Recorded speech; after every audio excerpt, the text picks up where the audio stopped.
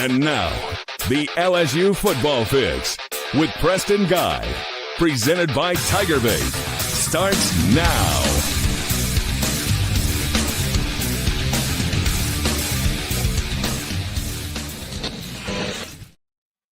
And welcome to your LSU Football Fix. I'm Preston Guy, staff writer at TigerBait.com. Join with me not always and every Monday night at 8 p.m. is Chris Marler. He just made it in right on time, baby.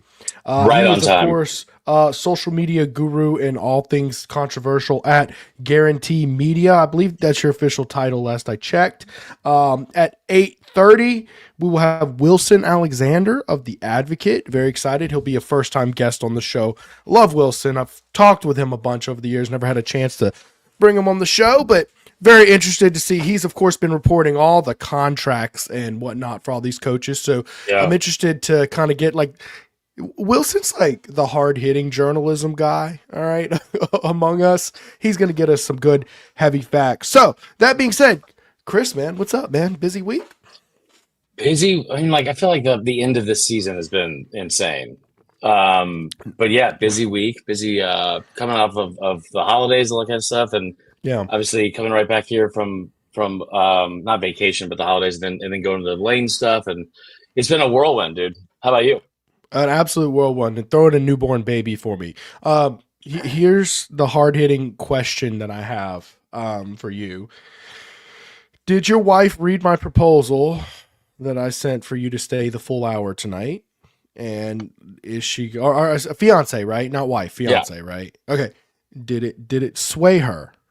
Yeah, we're good. I don't know if my camera's going to make it because technology continues to fail me. It was fine 2 seconds ago. I'm just going to do the whole show like this. Yeah. Well, you're a new podcaster, so totally. People understand. They understand you're a rookie at this, so they'll be lenient on you. I'm sure they won't roast you. People on the internet don't say mean things.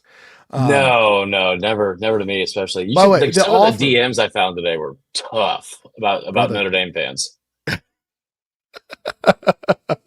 Oh yeah, well, especially you got that Bama tie-in, which I do understand why you stick Bama in, because you don't want to penalize them for making it to the championship game. I get it. And the same reason, I will say, I thought they should have been out both of the prior two seasons. I was very vocal. They should have never been over Florida State. They should have never been in last year.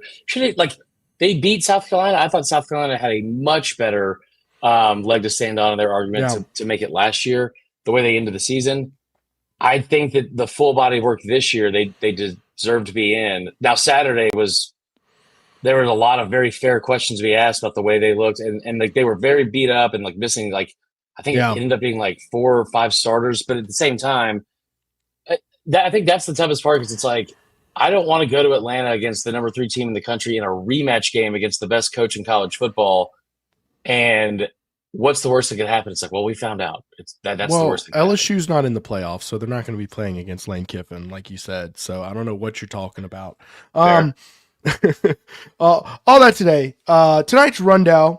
We are, of course, going to talk about the Texas Bowl, albeit I'll let the comments guide you how deep you want to go into that. I imagine most people are probably going to want to talk about other things. I do have 2 new guys on the show that I haven't had on in a while, so I'm going to get their thoughts on the Lane Kiffin hire. We're going to go through the rundown. We're going to kind of look at where the staff is that Lane Kiffin has hired and give you some thoughts on that. We'll talk briefly about the signing class they just brought in. Portal needs. I think that's going to be a big topic of conversation, although the portal opens January 2nd, and talking about it right now just seems things are going to change, and we're already seeing it. Of course, we've got 3 guys who have, officially saying they're going to go to the portal. I imagine that'll grow as time goes on, but I just want to talk about what, as it stands currently, what LSU's current needs are, and then as times go on, of course, we're going to lose more and more guys to the portal.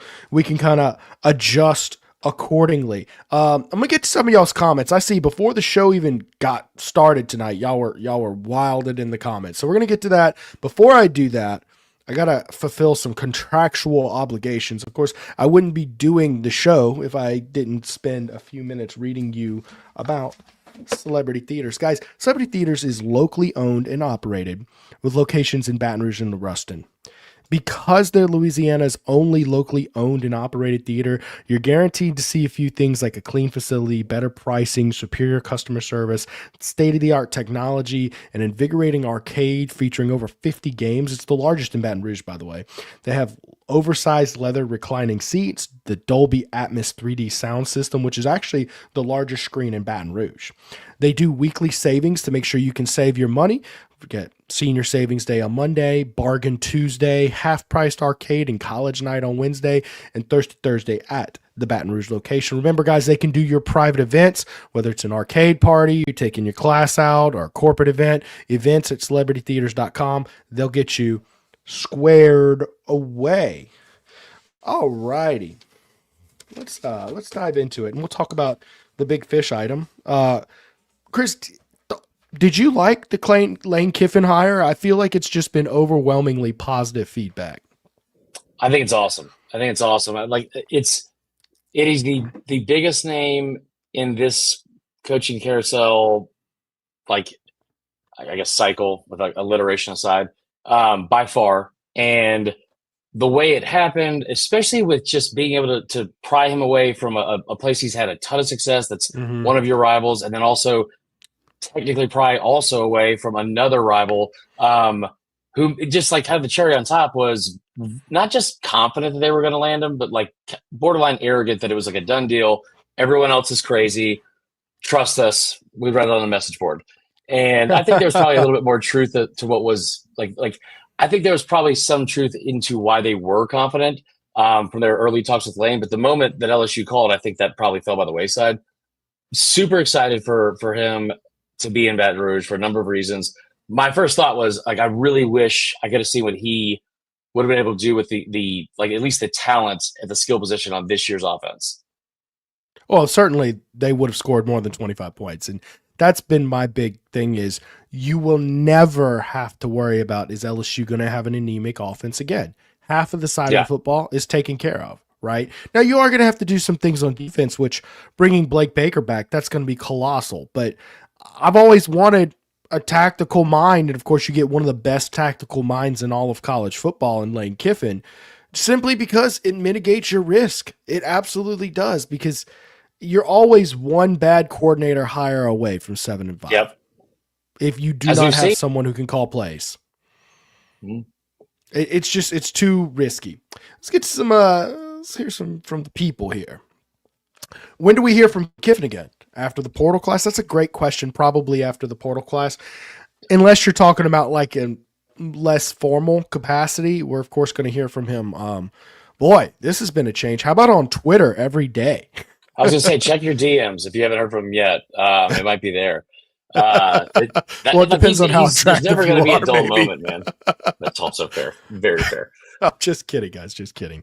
No, on Twitter every day, or they're probably going to interview him for the bowl game. Like, they'll probably do a little booth interview. I can't imagine he won't be with the team. There's going to be some sort of less formal appearance, and yeah, he'll probably do a presser for signing day. Hit the like buttons, 3449. It would not be complete without him in here saying, hit the like button, hit like, beat Mike. Great show. Glad Baker's staying. You best believe we're going to unpack Blake Baker tonight. Let's see here. Stephen Miller says, I'm just here so I don't get banned. What's up, Stephen Miller? You are here so I don't get fined. Yes. So people who are like fans of my show, I actually issue them fines if they don't watch my show. That's how that works. Okay. We still doing Mondays. Yeah, we're going to do Mondays on this show until like February. We're until football is done footballing, we will be doing this show. Let's see here. Oh, you got to put that one up there. Which one? The D Sports one. All right, hold up. Is it new? Lane's account has definitely been showing love to beat writers and podcasters since he's been here. Pretty unique. Yeah, he retweeted me, by the way. I was pretty hype about nice. that. Until I saw just the long litany of other people who had been getting retweets. I'm like, well, I'm not really special, am I? Yeah, it's I tell you that all the time, though. You don't listen when I say it. No, I do. It just hurts my feelings, so I suppress it. There. But you know, dude, the camera is so strange. I flinch and all of a sudden it's just out of focus. Like, how does that even happen? It looks like an Bear old with me, guys. 2007 iPhone. Yeah, if you need to like reboot and This is actually a Samsung flip phone that I'm recording this on. So that might be the problem. Well, this is TigerBait. Mike Scarborough is a big Android guy, so that tracks. Can I tell you a fun Mike Scarborough story from the first time I met him? Mm-hmm. So my fiance used to work for Auburn and cover Auburn for Rivals. Right. And she was like, "Oh, that name sounds familiar. I know Mike Scarborough. He used to, he was the LSU guy when I was at Auburn." So him and I are like walking to the facility one day, and it's just me and him. Like, we're probably 40 yards from the front door. So it's like, I can't just sit in silence. I got to say something. I was like, "Hey, Mike, I'm Chris. Funny story. My fiance said she knows you. She's blah, blah, blah." He's like, "Who's your fiance?" So I tell him, and he goes, first thing out of his mouth, he goes, "Oh, ask her about that quarterback from UCLA in 2013 she had a crush on." And I was like, "I'm probably not going to do that. I regret bringing this up to you." Who's that? Huntley, maybe? It was not Huntley. I don't think it was a big name, which says a lot about her. It could have been Neuheisel. I hope not. The backup quarterback. He's very handsome, by the way. So I don't know, man. You might have. You see how I didn't even want the wheels turning after he brought it up. It was brutal. Well, I mean, the ring is on her finger, that you gave her. So, I mean, you should be somewhat locked in. So, is that it? That's the story. That was the whole story. We haven't talked since. She had a crush on a UCLA quarterback. That was it. That's why I'm here, baby. It's probably Josh Rosen. Probably Josh Rosen, if we're being honest. I want to say one thing real quick about the Kiffin thing that you brought up earlier. When are we going to hear from him? Probably okay with not hearing from him for a while, right? Because that would mean he just hits the ground running and is working right away, which is clearly what he did as soon as he landed that Sunday night. I'm shocked that this is a talking point for a position like head SEC football coach, but it is because of what Brian Kelly did. This guy has been working his ass off. Yeah. I mean, he is up at 4 a.m. He's canceling game day appearances, and then you look up and you see, oh, his defensive staff got retained, and Blake Baker's coming back. And I mean, right.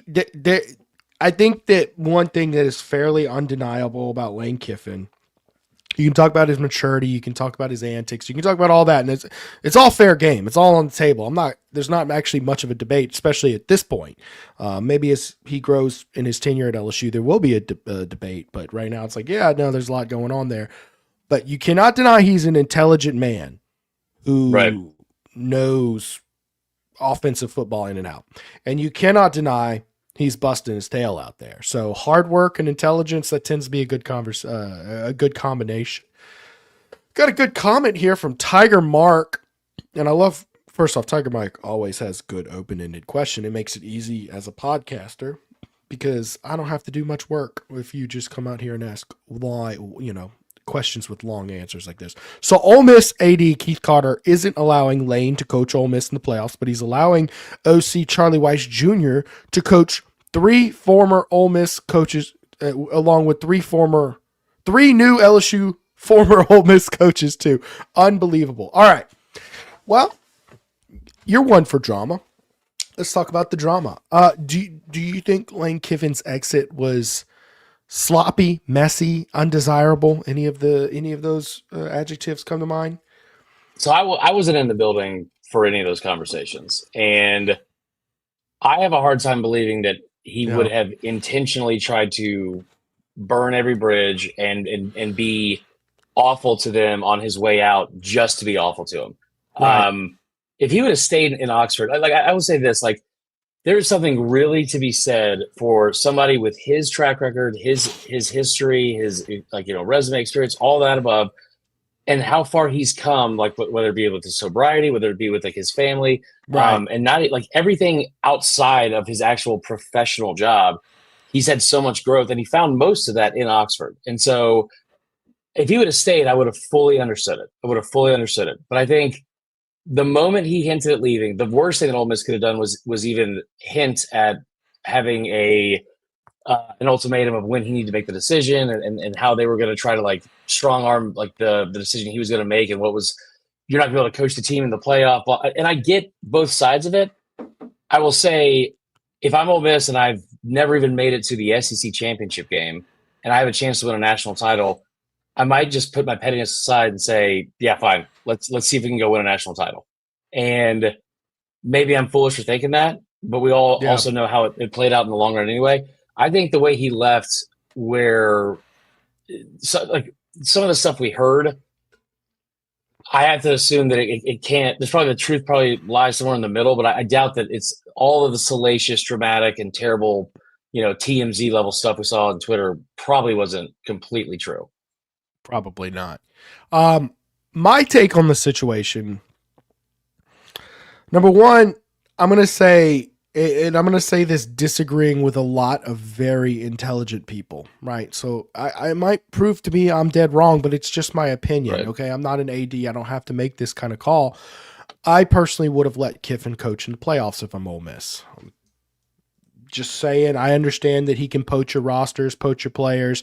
You needed someone to coach that offensive staff anyways, and you let them there anyway. So he can still indirectly do it through Charlie Weiss Jr. I don't necessarily know that that's how I get he's going to a rival, but we've also seen how John Sumrall is able to coach Tulane. Will Stein is still coaching at Oregon as an assistant, and I understand these aren't apples to apples. I just think that at a certain point, Ole Miss, you should have looked at it and said, we're playing for our everything. Let's put ourselves in the best position possible to win our everything. So that's just my opinion. But at the very least, time in Oxford is time away from trying to start building LSU. Right. But what I do want to do is iron out some of the facts of the situation, because there's been a lot of people out there saying misnomers like, oh, he abandoned his team. No, Ole Miss told him, you will not coach this team in the playoffs without having signed an extension. So I heard Colt Kublik actually called me out on this. And he's saying, hey, Lane, why not just wait until after the playoffs? Say, hey, LSU, I'll wait. Well, here's the problem with that. LSU was willing to wait as long as there was some sort of understanding in place that you're going to do this. 100% willing and ready. In fact, we talked to Verge, and Verge directly said that. Of course, we said, go stay. Don't abandon your playoff team. We don't want someone who wants to abandon their playoff team. Right. Ole Miss told him, that's not an option. You either sign this extension, making it impossible to go to LSU, or you don't coach the team. That was what was produced. So once you have that information, you understand there's no delay it. There's no it's either, if you want to coach LSU, which, for most people getting an opportunity like that's once in a lifetime, you can't coach in the playoffs. That's what it was. So I don't know. I'm fine with how LSU handled it. I'm fine with how Ole Miss handled it. The only thing I'll say that on Lane where he didn't like it is he really wanted to coach that team in the playoffs, and I think he did he tried every undesirable tactic in the book to strong arm that, right? Just everything, and that's where I'm like, come on, man. Just, you're trying to live a pipe dream that doesn't exist anymore. The calendar's jacked up. I agree with that part especially. The calendar's jacked up. Teams are pushing you in earlier than ever. It just is what it is, man.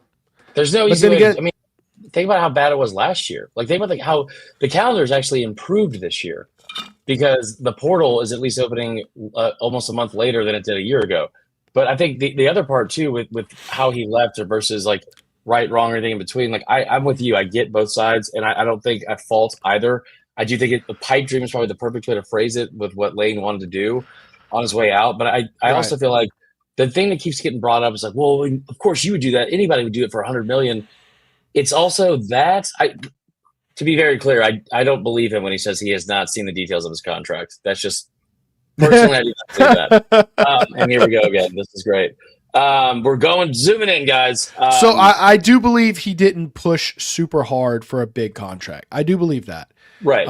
I think he could have very easily gotten $100 million easily. And he also could have gotten more part of it from like Pete Carroll and Nick Saban, the two people outside of his dad who meant the most to him. And you got to also think about just from like just all of the outside like impactful things that like went into this. He just lost his dad. So he's having to go through this massive decision and moment without him. And the two people he trusts most, both of them, one that has no ties to Louisiana or Oxford, Mississippi, and one that coached at one of the schools and then coached against both said, yeah, you have to take the shot. And so it's like, right. I think it's very difficult. It sucks because of the timing of it, the situation. If he was 8-4, this wouldn't be an issue at all. And 100%. I get Ole Miss fans are upset, and they have every right to be. But if we're also being honest, I think part of that is because they know what's coming after he's gone. But Chris, we're also in a new era, and this is the second year of this era. Okay. Mm-hmm. Don't you think it's going to be a likely thing to go down where jobs like Georgia, Ohio State, Alabama, LSU, right? Or Texas, right? Even Notre Dame, right? These top 10, top tier jobs, when they are looking to make a hire and they're looking to make a splashy hire, isn't it very probable that whoever they look to hire will be a head coach on his way to the college football playoffs? Because now there's 12 spots, right? Yeah. I'm just saying, I think this is going to be a more and more common move, and I think the lack of precedent really made this messy. I think that's a really good point. And I think what you said earlier about Verge is the same thing that we were, we heard and had like heard from Verge himself, which is like, yeah, we're not in a rush. Like, we feel very confident in our offer and where we stand with you. And like, this is not something that we are going to try to panic and strong arm you and sell you on coming here versus let's see if it's the right fit. Is it going to work out? Yeah. And then like, we will wait like that. I think Ole Miss, again, understand why they're upset. LSU did not, and Verge Osbury specifically did not get nearly enough credit for that part in how this decision was played out. Right. I think Verge, by the way, deserves the world of credit because he was given a tough job. He didn't have this just Mac Daddy contract to offer like old boy had to offer. Now, he's well paid, but the buyout is substantially smaller for Kiffin. It wasn't this 10-year just gaudy contract. There's disarray, chaos, and he went out and got not just the number one coach on his board, he got everybody's number one coach on their board. So I think, and by the way, Verge's PR, by the way, was also spectacular. I thought everybody was just chaotic, just incendiary with some of the just loose lip things. I tweeted out that picture of the first meeting at that Friday after they fired Scott Woodward, and I never, being a 39-year-old dude, never even noticed how wrinkly the tablecloth was. Oh yeah, and I like just Verge Osbury says we're not broken, and I was like, well, this got a lot of traction. What happened? And then like it just, you think about like they went from being kind of the butt of the joke and how people very ignorantly and I think more so wishfully were hoping that like this whole thing was falling apart, and at every turn it probably could have because of like the money that was involved and stuff with Brian Kelly and then the governor. It was a wild first season for me down here in Baton Rouge, but they recovered so well and they won. Yeah, right. It was a PR debacle turned into a grand slam. That's very difficult to do, but at least it meant Verge understood the assignment. I think there's been other times where maybe former ADs didn't understand the assignment. Looking at you, Joe Oliva. Okay. But certainly he knew that what this job was, and you didn't have to be desperate and offer a granddaddy contract, and you can go out and get an elite guy, right? And you can do it. Right. You can be patient and do it on their terms. The last thing I'll say on the Ole Miss situation is it's perfectly plausible that we look up 10 years from now as more precedent becomes to come play as these playoffs. By the way, they're only getting bigger. We might be looking at a 16-team playoff, which means even more of this is going to go down. And we might look up in a few years and just like, wow, Ole Miss really was the only team that told their coach they can't coach for the playoffs because he's taking a new job. Huh. Right. That's definitely possible. I got a super chat here from Jake Guillory. What, if anything, will make the Texas Bowl worth watching? I'm gonna go to that before we move on because there's two different questions. It's gonna be tough. This team's been really tough to watch, huh, Chris? Yeah. Connor Wegman, former A&M quarterback, is the quarterback at Houston. So like, fun. You had a little bit of a spillover. Right. And the hatred he had for a A&M. legendary game against LSU. I'm not sure LSU wants to see him again. I don't know. I mean, looking at the future for next year, because I actually have done the portal breakdown. You're returning like guys like DJ Pickett, Harlem Berry. There's a good number of guys coming back to give you a lot of hope and excitement. So that's what I'll say. The young players, this team is hard to watch this year, guys. The offense is brutal. The lack of creativity, lack of physicality. It's just injuries piling up. Yep.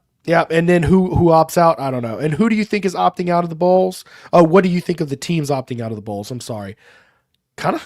I do understand the 5 and 7 teams who thought their season was done 2 weeks ago, and players and coaches have scattered. I really wish they would take the bowl seriously, but I'm just hopeless, aren't I? I'm not surprised with the 5 and 7 teams. The Notre Dame thing was wild. I thought it would be a good opportunity, like for a place like Auburn, where they just hired a new coach, and the biggest thing for him and his like immediate success and like start to his like tenure is roster retention from the current roster they have, because that, as bad as they were, it's still a top 15 roster in college football. And there's a lot of guys there you want to retain. So getting 15 practices with them, maybe that would have been a fun and cool thing to do. The Notre Dame thing is like, it's just, it's so embarrassing in my opinion, because it's like, there's not a program in this sport, or maybe even any sport, that has been catered to more by the sport as a whole than Notre Dame. And not just recently, but for like 155 years. Yeah. And it's, maybe Alabama.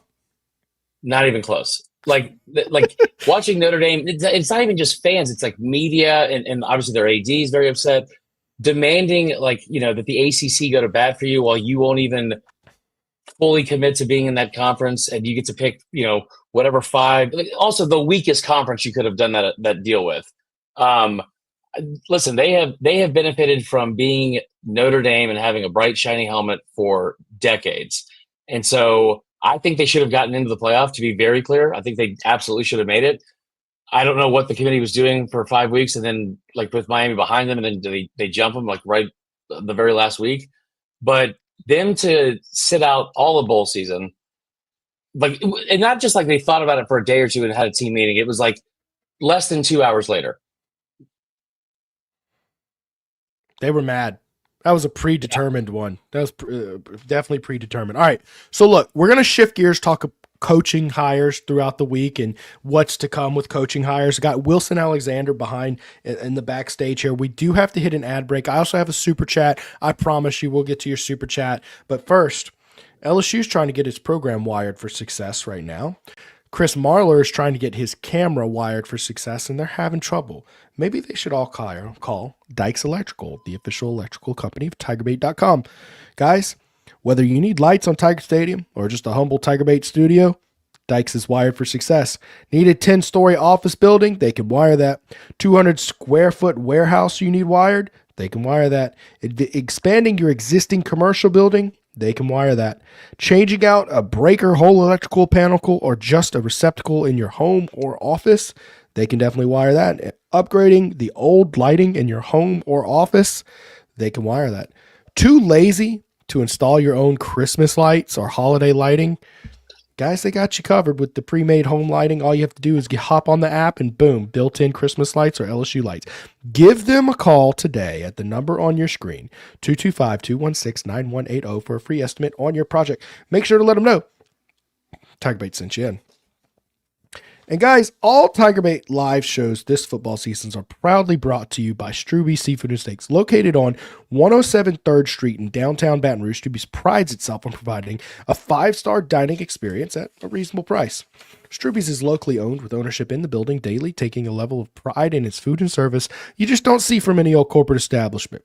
Struby's features a full menu of specialty meats, including USDA prime Black Angus steaks, 100% certified Wagyu New York strip. And for those looking for something outside of red meat, they offer items such as the dry-aged pork chop, black truffle lobster pasta, redfish, and plenty more. Book your reservation online at strubys.com. Make sure to let them know TigerBait sent you in. And guys, I've spoken with my friends at Alumni Hall. I can tell you that When Blake Baker was retained, the Bayou Bandit shirts were just ransacked. They ran out. They are getting more in this week. So y'all make sure to tune in. Alumni Hall, guys, it is your best place to get all your officially licensed LSU gear. They're your ultimate shopping destination for the LSU fan. They've got the Nike Champion, Johnny O, On Reserve, Peter Millar, Southern Tide, hats, Yetis, gifts, accessories, whatever you're looking for, guys. They have new LSU gear coming in daily. Shop their store in Perkins Row or anytime online at alumnihall.com.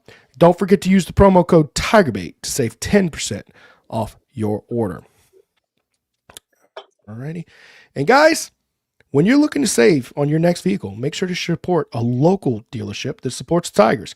Matt Bowers, Chrysler, Jeep, Dodge, Ram on Airline Highway near Behringer Foreman in Baton Rouge has an awesome NIL deal with LSU tight end Trey Green. You simply cannot beat their service, and they include a lifetime powertrain warranty on all new vehicles. Shop them online at mattbowerscdjr.com. And let's hear from Trey Dez. Oh, where'd Trey-Dez go? What's up, Tiger Nation? It's Trey-Dez Green. Go see my friend Matt Bowers when you need your next ride. Get Matt's lifetime powertrain warranty included with every new vehicle purchase. Shop smart. Buy local. Matt Bowers, CDJR, Baton Rouge. And with that being said, we are finally joined by Wilson Alexander, his first appearance on the show. Wilson, have you slept much in the last, 2-3 weeks, whatever it's been? You've been all over it, especially reporting like the hard stuff, like getting copies of contracts and stuff. How are you doing? I'm more rested now. That if you'd asked me that question a week ago today, I would have probably been like really bleary-eyed and not seeing straight. And now we've caught up now. So I'm glad that LSU has finally figured out most of the staff and things have slowed down. I'm appreciative of that. Thank you, Lane Kiffin. Thanks, Lane. Well, he's going to keep you busy still because they still need to find a running back coach and special teams coordinator, although that may be an analyst. Who knows? It was an analyst last year. There's no really restrictions on what analysts can do anymore. Question I have for you, Wilson, is throughout this process and reporting all the contracts coming out, were there any surprising notes about the papers, the contracts that any of the coaches got? Did anything catch you off guard? One little thing, which I think is being overlooked maybe in Oxford. LSU's, the term sheets for Charlie Weiss, it's probably most relevant for Charlie Weiss, but even for Joe Cox and Joe McDonald, some of these offensive coaches that LSU's agreed to terms with, there's a clause in their term sheet that says if they leave before March 31st of 2026, that it would cost the 300% of their year one base salary and supplemental compensation. So for Charlie Weiss, if he were to leave LSU before the end of March, it would cost an estimated $5.7 million. So 90% of his contract, is that right? Because it's a $6 million contract. It's $6 million over 3 years, and so but it's 300% of year one.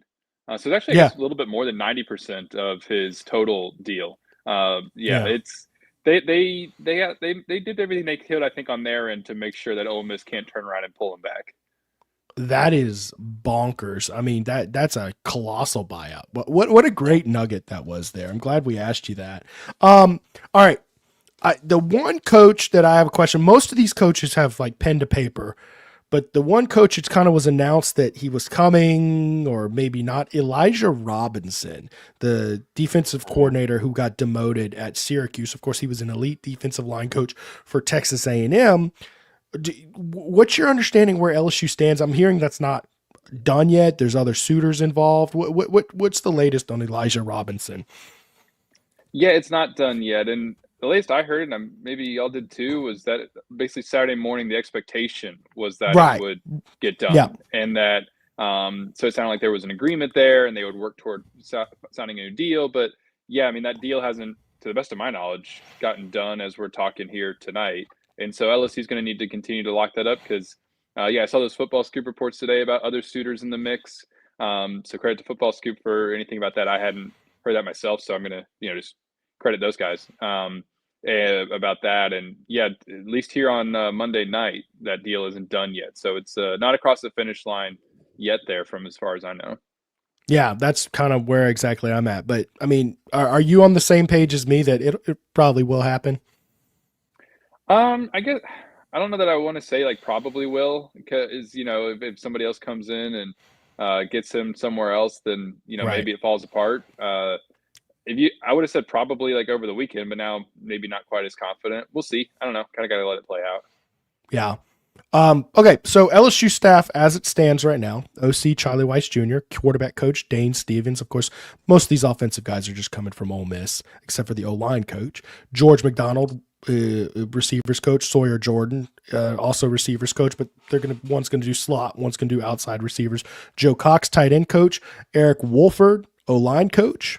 Of course, defensively, we're gonna see some familiar names. The big guy that he pulled in, Blake Baker, is coming back, turned down the Tulane head coaching job, which I think is just monumental. Corey Raymond coming back, Jake Olson coming back, Kevin Peoples coming back, and then the talk is Elijah Robinson for D-line coach. I'm going to let both y'all take this. Thoughts on that coaching staff there?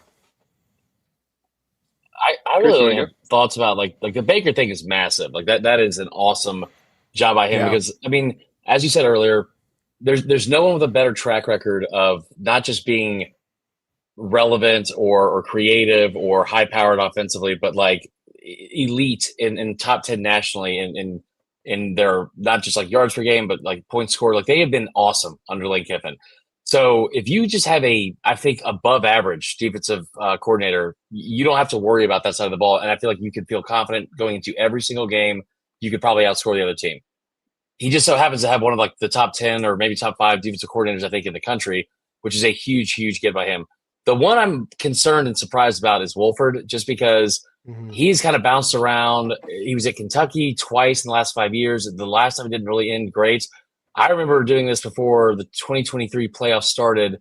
And I know before anyone gets in on this and blames Jalen Milroe only, that was an Alabama offensive line with several former either 5-star or blue chip recruits and also future NFL draft picks.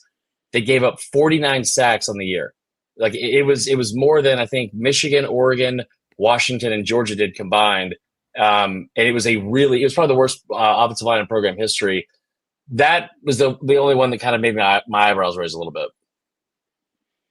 And just to add to what Chris said on the offensive staff there, I mean, we're going to, still kind of a lot to learn about all these new guys for us, right? But to bring Charlie Weiss with him and keep him away from Ole Miss, I think is a pretty big deal. Because, it's Lane Kiffin's offense, but, like, Charlie's a huge piece of that. He's calling a lot of plays. And so to be able to have that pairing stick together, I think is really good for LSU, especially because now right off the bat, you got both your coordinators set. Like, I mean, think back to 2021. It took into January for Brian Kelly's staff to all come together. And within a week, here we are, bam, LSU's pretty much got its whole staff. And so I like how quickly this has come together and that Lane Kiffin was able to keep that sort of offensive brain trust around him. Because, Lane would probably be successful with other offensive coaches if he had to make a change. But it's kind of nice, I think, for LSU that he is able to keep the guy that he really likes right with him. The way the coaching staff hires are working out for Lane, it's going to be like as buttery and smooth transition as you can have, right? Okay. Obviously, new coach, there's always going to be a lot of turmoil, but you're retaining the defensive coordinator who's already in place and has relationships and recruiting relationships with these players. You're bringing your OC over who you already have a thing with. It's going to be closer to a built to win situation, built to win now than LSU in 2022 was, although they ended up,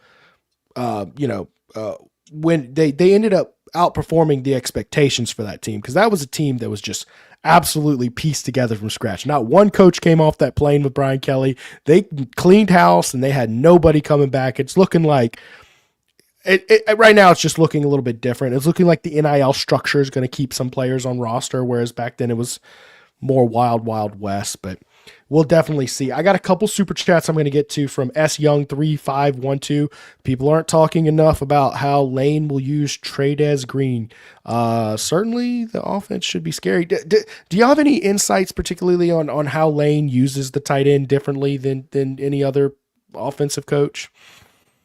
I don't know about differently, but I watched Ole Miss some this year. LSU saw it too. I remember watching like the Ole Miss Georgia game in particular, and they were going to their tight end a lot. Daquan Wright, yeah. Yeah, he's had a big year, and it made me really excited when they did hire Lane Kiffin to see what could be done with Trades. You add a guy like that into the mix, and I think that LSU's offensive staff here can get pretty creative. Harlem Berry is another one, by the way, that watching in this system, seeing what Kewan Lacey did, that's another 5-star guy that I think is exciting. Go ahead, Chris. I think with Berry, too, the most exciting part of that will be watching an offensive staff after they give him the ball 3 to 5 times in a game, not just stop for the rest of the afternoon. Because that happened over and over and over again. I think, like, one, the Ole Miss tight end, he is, if you told me he was 7 feet tall, 300 pounds, and he's the biggest human I think I've ever seen. Like, he looks so big in pads, and he has utilized him, like, very, very well this year. And also in some of the past offenses, I feel like he's had multiple stops. In terms of, like, his philosophy, my favorite Lane Kiffin offensive story was after the kick six in 2013 in Alabama. They brought him in to talk with Doug Nussmeier and Saban about what, you know, they could improve on the offense and some things maybe they didn't realize they were doing wrong and blah, blah, blah. And he sits there after watching a bunch of tape, and he gets on a whiteboard and he just draws 5 numbers on the board. And it was like 2, 4, 9, something, then O.J. Howard's number. And he's like, this is very simple. These are your 5 best players. Give them the ball as many times as possible per game. And it's like, put them in space, find ways to be creative and give them the ball.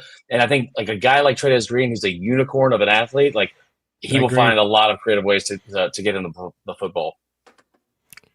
I'll add, though, they do have to clean up his drops.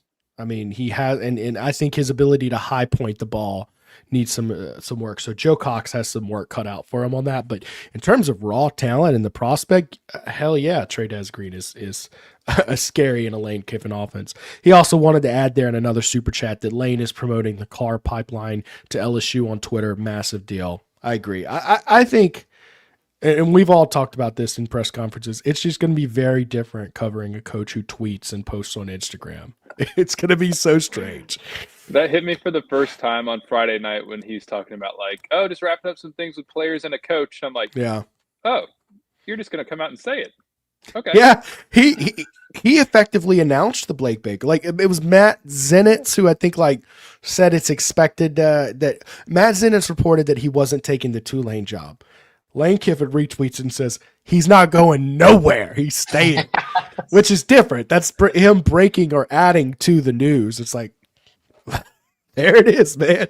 It's a new era for sure. I had a buddy over the weekend who works in politics, and he said it was like, you know, I don't want to get like too political or anything, but he was like, it's like that Trump thing where, remember there was that thing in the first Trump administration where the reporter was like, I worked on this story for like 6 months and he just tweeted it out. That's very funny. Yeah, incredible, man. Look, not wanting to get into too much into politics, but yeah, it's like having a president that tweets now. It's like, yeah, it's very similar in that respect to the current president as well. All right. Of the guys I mentioned, other than Elijah Robinson, are any of the contracts not signed yet that you're aware of, Wilson? Let's see. Yes, Eric Walford, I've requested that one, and that hasn't come back in yet. Okay. Let's think. So Walford. That's offensive line coach, the guy from Kentucky, for those watching. Correct. And Elijah Robinson. Right. Some of the personnel staff, like Billy Glasscock, haven't gotten his yet. That's going to be the GM replacing Austin Thomas. Yeah. Yes. Thank you for just helping the people out who aren't as smart as you, Wilson. I'm just throwing out names. No, I get it. Yeah, and you kind of have to. Just start making them up. Yeah. Pretty sure Steve Wilson is not signed. Waiting on that right now. Yes. Oh, good old Steve. Can't forget Steve. Steve doesn't exist for anybody watching. That's it, though, is that offensive line coach Eric Walford, defensive line coach Elijah Robinson, and GM Billy Glasscock. I can't think of any others that we haven't got. I guess quarterbacks coach Dane Stevens. Chris Kiffin, too. Lane Kiffin's brother. Oh, that's a good one. Yeah, no, Chris Kiffin haven't gotten his yet, and I think that's partially because there's still some ambiguity about what his role is going to be. Right. Yeah. Because he's been a full-time coach before. He was an analyst there. But before, he actually was a full-time coach at Ole Miss before Lane Kiffin was there, and he got a show cause while he was there, involved with the Hugh Freeze situation. And I still think that played a role because the AD at Mississippi State back then was Scott Strickland, who's now the AD at Florida. And he's killing it. Or he's getting killed, I guess, is one way. Another super chat here from our guy, S. Young. Lane is going to be the guy that tells you to your face what he's thinking, and he will deliver. That's LSU now. Well, we certainly hope the he will deliver part, but yeah, he's gonna tell you. He's gonna say it like it is, as they say. No doubt on that. Okay. So obviously the big opening, other than special teams, which I think special teams may just come down the road. We'll see what happens with that. But the running backs coach, of course, there is a bit of drama there because LSU's current interim coach, Frank Wilson, seems to be lobbying to keep his job as the running backs coach, wants to be here, and he's beloved by LSU fans, elite recruiter, legendary talent developer. But, I mean, Lane Kiffin has a long-standing relationship with Kevin Smith. How do y'all think that one plays out? I think it's going to probably take a couple weeks because if you really want to get Kevin Smith, then you're going to have to wait until Ole Miss's playoff run is done. And so maybe we're talking after the new year where we really get some clarity. And especially with Frank coaching the team through the bowl game, maybe they'll have a verbal understanding in place, but I don't think that we get it finalized until probably after whichever way they go. I don't know that gets finalized until after the new year. But I mean, it seems like Lane's going to push for Kevin Smith, and unless he says no again and kind of repeatedly, then maybe they'll end up going with Frank Wilson. But I don't know. That's kind of my read. What do y'all think? I feel like Wilson. It would make everyone feel better, like in Mormon's side if he stayed. And obviously, there's a lot of reasons and merit for him to stay, and he's kind of helped keep everything afloat, and obviously his track record and inroads with so many different places in the recruiting aspect of that. And you got to also think too, we're currently in the 2-year stretch here of recruiting cycles that might be the most talented 2-year, of classes that Louisiana's had in a decade plus, which is really saying something. So there's a lot of reasons I feel like if he kept him, that it would be a great fit. It'd be a great hire.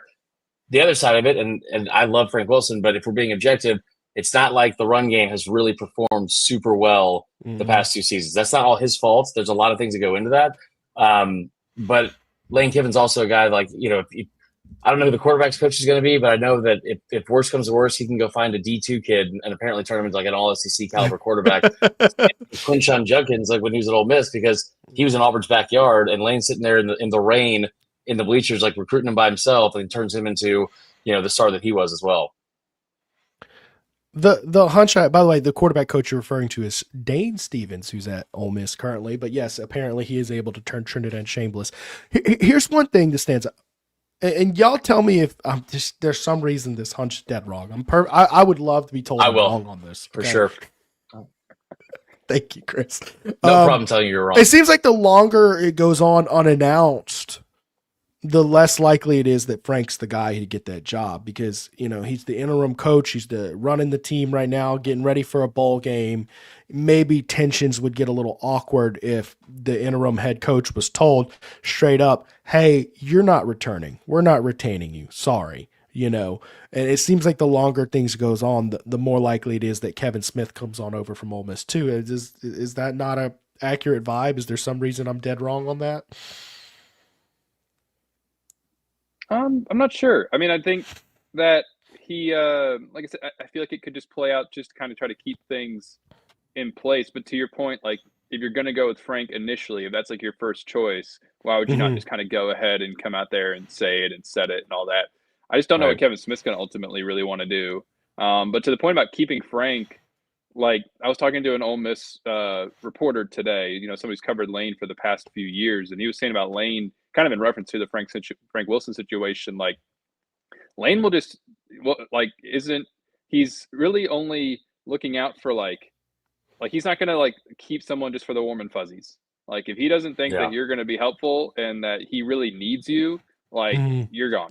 He's not gonna really let that probably play into the decision making. I'll say this too. The running back rotation that Frank does, first off, I've never been a huge fan of how he usually, handles the hot hand guy. He tends to give him a rest a little too early, in my opinion, or go with someone else. But outside of my preference, he does like to use a lot of backs, a lot of bodies. This year, you have Caden Durham 106 carries, Harlem Berry 101, Jawan Johnson 38, and for the most part, that's been all of your running backs that you've had available ready to play this year. I mean, behind them is Michael Van Buren and Xavier Thomas. So basically, he used everybody. If you go look at Ole Miss's running back rotation, Kejuan Lacey has 258 carries. Yeah. The next most carries on the team, it's Trinidad Chambliss with 118. Okay, and then behind that, it's a colossal peak. It's Logan Diggs at 25. So basically, they find their bell cow and they run that bell cow till he ain't got no legs left anymore. That's a very different strategy. And my question is, just looking at the numbers here, is this just does Lane maybe look at it a square peg round hole? I don't know. I can't imagine their philosophies in the run game aligning very, very well. Just from what we've seen, like not even just looking at the stat sheet, like just we all watched it, like that Ole Miss game. Like again, I think at halftime you had I think running backs had 3 total carries at the halfway point of the game, and I think Xavier Thomas, after we heard Durham was going to be out, he's who came out as the starter at running back, lining up in the backfield. S. Young, of course, follows up with another, but my brother's just hitting us up with super chats every comment here. I appreciate it. You got to let Wilson go. His running back rooms have underperformed. Can't sacrifice running back performances for recruiting. I'll say this. Frank Wilson's also been dealt a lot of tough blows with his running back rooms. Trey Holly, JT Lindsay, off the field stuff. It's been injuries. It's just been a hodgepodge of situations that he's dealt with. And, I'm not going to discount the fact that Frank Wilson's also the guy who had Leonard Fournette and Darius Geis in the same backfield for LSU. The one thing LSU's going to need to do, if it does part with Frank or, maybe doesn't reassign him or something like that to another role, Lane and the offensive staff, just make sure you're good with Harlem Berry. Make sure everything is in place there before you do anything. And I've been poking around my people and trying to get feels for that. From what I can understand, I think LSU's in good shape with Harlem Berry, but you also have to understand Harlem Berry is a guy who plenty of suitors would love to cash a big on an NIL check for. Okay, well that's actually a good segue. So look, I'm gonna actually do my last ad break of the show. I want to transfer back, and we're gonna talk about the roster, where it stands, and where the biggest needs for this team are, and a little bit of roster breakdown. I'm going to preface it with saying, though, it's where it stands right now. I think we can all agree that there's going to be turnover on this roster, right? I mean, we've already seen 3 guys announced for the portal. The portal didn't even start till January 2nd, so we're going to see quite a bit of that. Change it up. So let me get to our final ad break of the show here, and we're going to talk to you about, roll the die here, see which sponsor wins. It's going to be Capital City Grill. One thing we try to do with all our TigerBait sponsors here is we partner with locally owned businesses we've experienced firsthand, and we know we can endorse to provide an outstanding experience for our listeners. Capital City Grill fits that role perfectly, guys. They're located on 100 Lafayette Street in downtown Baton Rouge. Capital City Grill is your ideal lunch and dinner stop for a casual dining experience. Capital City Grill features a variety of sandwiches, burgers, seafood, pasta, steaks, with most everything priced at $30 or below for an affordable downtown experience. Don't forget to celebrate a Tigers win at their Sunday morning brunch, 11 a.m. to 2 p.m. Book your reservation online at capitalcitygrill.net. Make sure to let them know TigerBait sent you in. Guys, Genesis of Lafayette is the premier luxury dealership in Louisiana. They offer the finest cars and SUVs in the region, coupled with the best service anywhere. Genesis of Lafayette has a huge inventory of new and certified pre-owned Genesis vehicles. For a truly first-class automotive experience, it's Genesis of Lafayette, 6600 Johnston Street, here to exceed your expectations. Genesis of Lafayette, or shop us online at genesisoflafayette.com. Give them a call, 875-856-2961. Make sure to let them know that TigerBait sent you in. Whether you're in Tiger Stadium or tackling Monday morning with Jubilee Medical, helps bring your A game. Testosterone and peptide therapies built for men who want more out of life. Visit RejuveMeMedical.com. Go RejuveMe. I've noticed that my mental clarity is better. I'm able to focus more. My energy levels are up, and I bounce back in the gym more like I'm in my 20s and 30s. I feel like myself again, stronger, sharper, and ready to take on anything. Is our new running backs coach. Hey, TigerBait fans, get ready for Bay's Oyster Bar, now open at 315 North Boulevard in downtown Baton Rouge. They're serving up the finest fresh farm-raised oysters from Grand Isle. No mud, no grit, just clean, delicious flavor. Not into oysters? Swap in boiled shrimp or try their turkey brie and bacon sandwich or even a classic roast beef po' boy. They will be featuring a bar fully stocked with top-notch bourbon, whiskey, wine, and craft beer. Don't miss out on Baton Rouge's newest oyster spot. Make sure to let them know TigerBait sent you in. All right, so unfairly, I'm going to have this just giant spreadsheet of numbers and things I've chopped up, and I'm just going to ask you guys blindly. What do you think the one or two positions of biggest need for LSU will be in this upcoming portal? Wilson, you want to get us started with that? Quarterback. Oh, big one. And then I guess I'll go offensive line as number 2. But I'll cheat a little bit. Sneaky, also number 2. You're going to need a lot of defensive linemen who are experienced because you got some good young guys. Veterans. You need veterans, right? Yeah, you need some experience in there because with Ahmad Bro entering the portal, 6 of your 7 highest snap getters on the D-line are gone. And so I think you probably need that one too. But quarterback and O-line to start with. Chris, do you agree with that? This is going to shock you, but I do. That's a very good call, Wilson. Very shocking. Spot on as usual. I would have probably opened with O-line, but the quarterback one, you got to spend the most on a quarterback for sure, and I hope they go like big game hunting for that.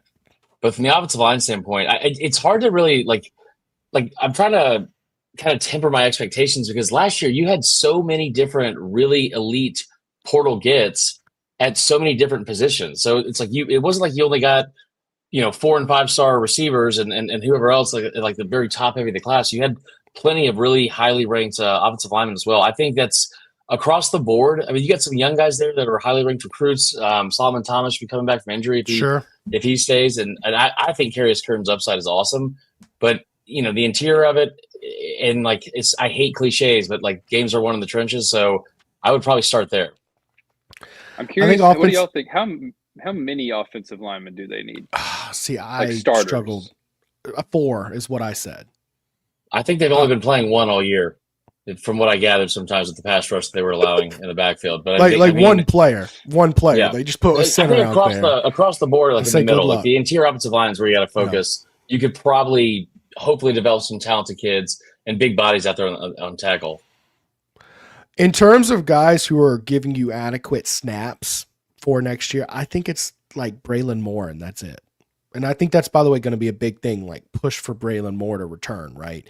I think you need 4 new starters. Now, in terms of volume, I didn't want to touch too much on the sheer volume because I don't know. I could expect this offensive line spot to have a lot of guys going out, just based on the vibe of the team and the embarrassment of what offensive line. So I just wrote down, keep Braylon Moore and get 4 starters out of the port. Bonafide, ready to play SEC ball. I think if it's Eric Walford who's got the offensive line job, I think he's got the toughest assignment on the team. Sure, there's some young pieces you might be able to build up, but I don't think there was hardly anybody who was ready to play this year. The offensive line was putrid. I think if they do that, and I'm not saying it's the wrong decision, but if you do that'll be the second year in a row you go into a season where you're going to be starting at least 4 new starters across the offensive line. That being said, and this isn't not trying to be a jerk to the players from this year's team, but if you had to hit reset on that unit, I don't think it would be the end of the world. Tell me, I don't know that I saw the potential in the guys, and I would love for them to go out and prove me wrong. I hate to just sentence a guy to, you suck or whatever. I mean, Weston Davis rated so low consistently across the season. Carius Kern, I did see the potential there. I don't know if he's 1 year away, right? I think he might need a developmental year or two before he's ready to be a starter. What about Tyree Adams? Maybe Tyree Adams. Yeah, he might be a year away. He could be the one where I'm like, okay, maybe he's ready to go. But I mean, that would be huge if he is, because then you can at least have one of your offensive tackles. That's such a premium, pricey position. You're going to need to spend elsewhere too. That if you feel like he can be your guy at one of the tackle spots, and then you really only need to get like 3 offensive linemen, and then maybe Carries can compete and get a spot too, and you're able to keep Braylon, then that would be huge, because then you wouldn't need to go and try to find. You would still, I think, need tackle depth for sure, but at least you wouldn't have to necessarily open the portal looking for 2 starting tackles. S. Young with another super chat here. Wilson had Barry and Durham and still had no running game. So, of course, he's using that to kind of attack Frank Wilson, which, look, is absolutely a fair comment because those are 2 pretty good backs. I think Durham was limited this year. There was a lot of plays he should have been a lot better at. I think it's tendonitis, okay? It's tendonitis. Everyone's had it. We've all had tendonitis. My favorite Brian Kelly presser that we had in the preseason, by the way. Was just casually dropping the Nuss tendonitis, and I'm like, I'm in the back trying to Google how to spell tendonitis correctly. It was terrible. It's a terrible day. I feel like Wilson hasn't had a spell check in decades. Like he just knows how every big word is spelled. Yeah. Oh no, tendonitis. I kept having to see if there was with an O or an I at the end. Or no, at the beginning, tendonitis, or if it was tendinitis. Yeah, no, I kept having to check that. I asked Caden. We got him post game. Late in the year. I'm trying to remember what game it was. Might have been Western Kentucky. I don't remember. And it came up like that he'd been playing through something. I kept trying to press him as to what Caden had been playing through all year, and he wouldn't say. Only just to say like he's been playing through something the entire season. Didn't he have an ankle injury that took him out, like an ankle sprain or something? I don't know. I think I remember seeing something, but it's been a long season, and frankly, I don't think any of us have had enough to drink to get over this season. So outside of O-line, I think we can all agree in terms of volume and quality, that's your biggest one. But, I mean, your quarterback room, you haven't signed a quarterback in 2 years. Of course, Lane Kiffin was swinging for the fences at the 11th hour, trying to get Landon Duckworth to flip from South Carolina. Wasn't able to get that. That would have been a tough ask to get him to do that. But you've got Holland Hurley, who is currently not with the team, and it would appear all indications are that he probably won't return. Michael Van Buren, who is out there giving you your reps, but I think we all, in my opinion, I think that he hasn't shown you the quality enough reps to think that you can build around particularly good enough to run a Lane Kiffin system. So then you have to wonder, will he even back? Are you just going to need an entire new quarterback room? I mean, that's not outside the realm of possibility, right, guys? You got to get 2. I think 3 at a minimum. 5. If you get 5, keep it going. One of them's got to play offensive line too. Hey, give me 10. At some point, someone's going to play football. The other one too, the position we haven't really talked about. I like what you said, Wilson, about the depth in the D line. Trying to figure out you have so much young talent coming in this recruiting class. It's one of the best defensive line classes that's ever been signed. I feel like in any recruiting cycle. But I think the edge rush position as well, because you lose a lot of maybe not the highest productivity from that position, but a lot of veteran players from there, and it's a little bit bare at that position.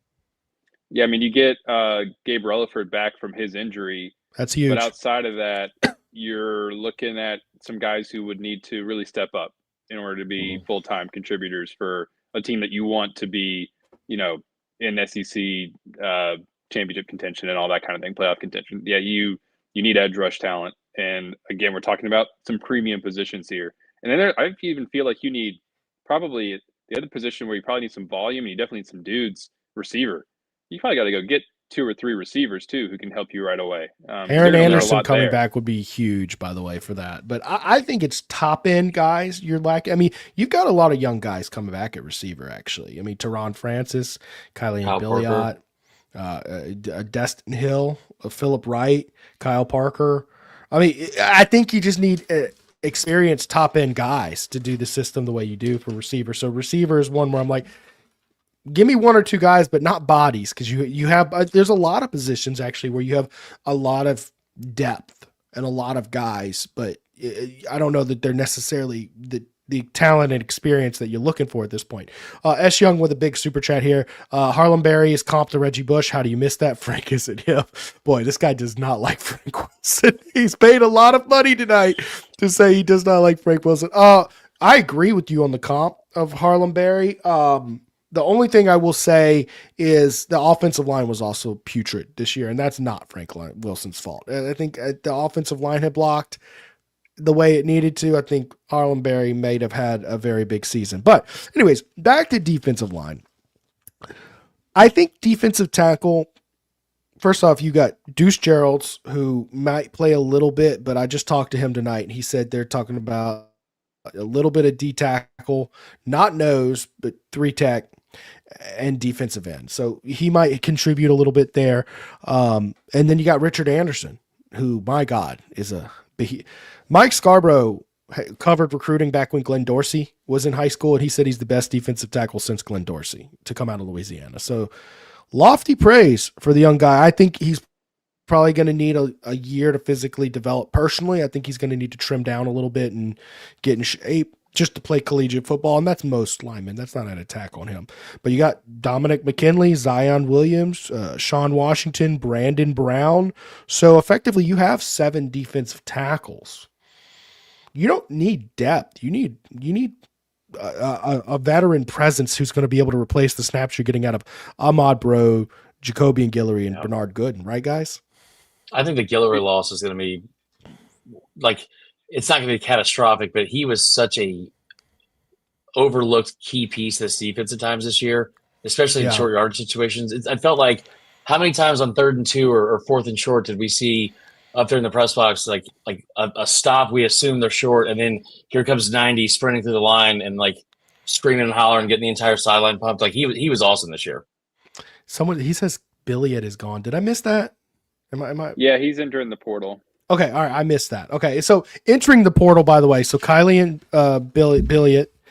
We've also got, man, goodness, where are my notes at here? Oh, Ashton Stamps. We all knew that was coming when he decided to take his red shirt this year. Ahmad Bro and Jelani Watkins, who... that one bums me out. I know. And look, we all saw practice with him. He wasn't polished as a receiver yet.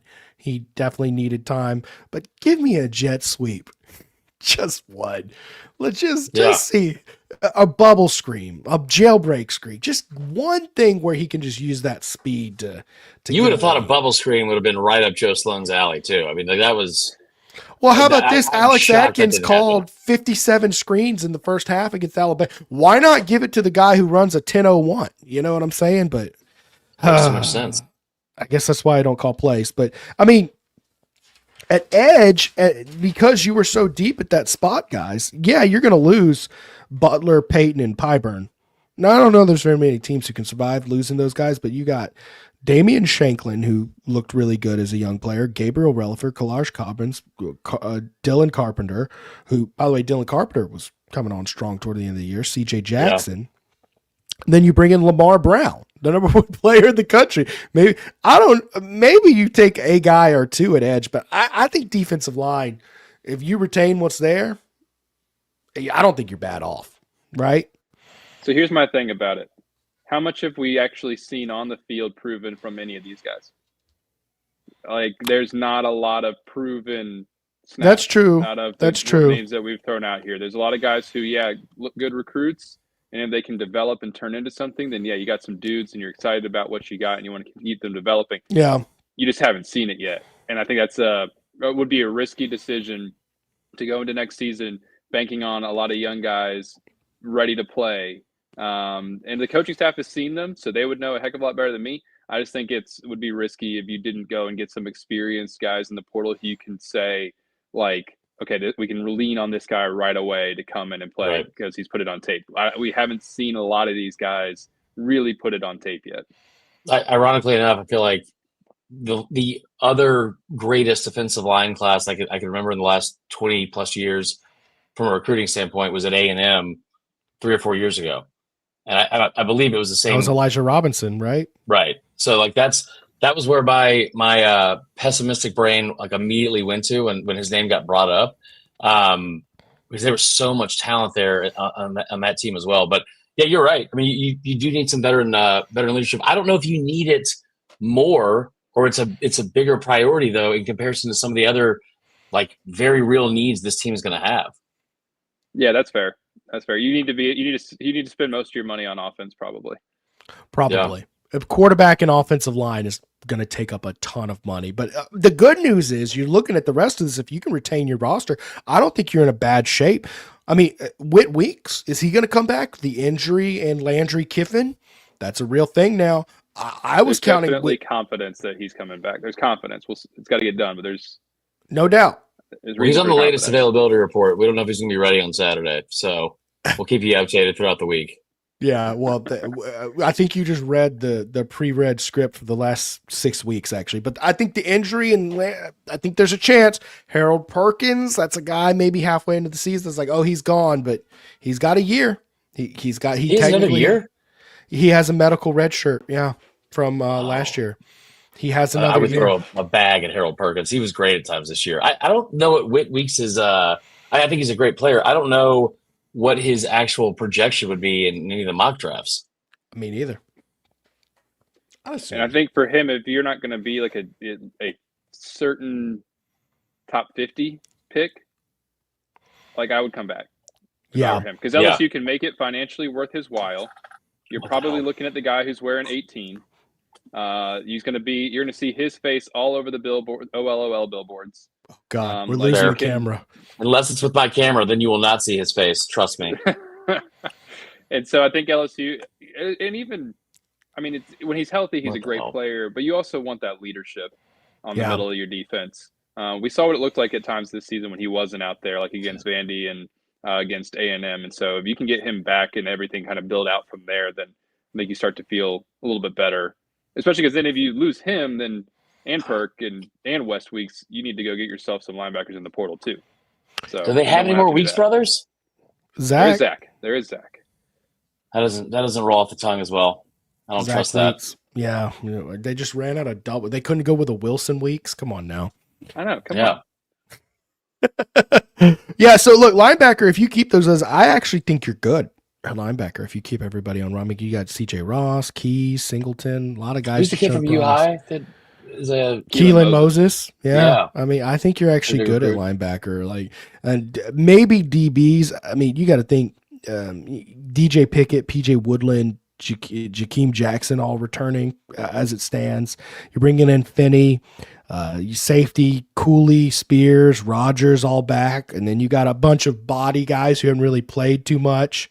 You're bringing in 2 safeties in class. I mean, your defense is not as bad. I mean, we do need starter quality players up front. I'm right there with you. You need some veterans up front ready to start. But other than that, you're mostly good to go. So I would like to see them go get one safety. I want starter level safety. Yeah. When I look at what's coming back. Yeah. Just in case because Deshaun Spears did some good stuff in the snaps that he had, but he wasn't on the field a ton. And so you get Cooley back. I would like to see them go get one more like starter level safety and maybe even like a big middle linebacker. Or maybe we experiment with Harold Perkins a little bit, put him in like a nickel or star role or something out of his natural position that can really screw up his draft prospects. You know what I mean? I don't mind that. I've tried either. that before, Chris. That's a novel idea. My son has invaded the studio, guys. So what do you think we should do? Our new running backs coach. Peyton, what do you think about Lane Kiffin? Oh no. We have no comment at this time. That's probably the smartest thing you can say, actually. Good analysis, Man, son. not to have a take. Well done. No, absolutely. That's the smartest way you can have it. But look, my son is invading the room, which means the newborn is probably causing madness for my wife. Nice. I've kept y'all late. I appreciate y'all staying late with me. I really enjoyed talking with y'all tonight. Go ahead and wrap up the show tonight, guys. I appreciate y'all for watching. Make sure to give these guys a follow. Vern Funquist. Wilson, what's your Twitter handle? It's like Alexander _ Is that right? Yeah, WH Alexander _ It reads like whale. It has nothing to do with whales, but It's like middle names like Henry or something like that, right? Huh? Well done. That's exactly it. Yeah. How about that? I did not know that. I just guessed an H. Spot on. That's a good guess. I promise I don't stalk you and know your middle name. I'm not creepy I do. like that. I do for sure. Give them a follow, guys. They do great work at 104.5 ESPN and The Advocate. Appreciate y'all filling in for Zach Nagy. I'm sorry we didn't get to too many comments tonight, guys, but y'all make sure to give the channel a like the show if you enjoyed it. Subscribe to the channel, guys. This channel continues to grow. We're at 42,000 subscribers now. I really appreciate y'all for that. Mike will be here Wednesday at 6 p.m. No post-game show because there's no game, but we'll be live after the Texas Bowl. Appreciate y'all for watching. Y'all have a great night. See y'all. Bye, guys. Stream.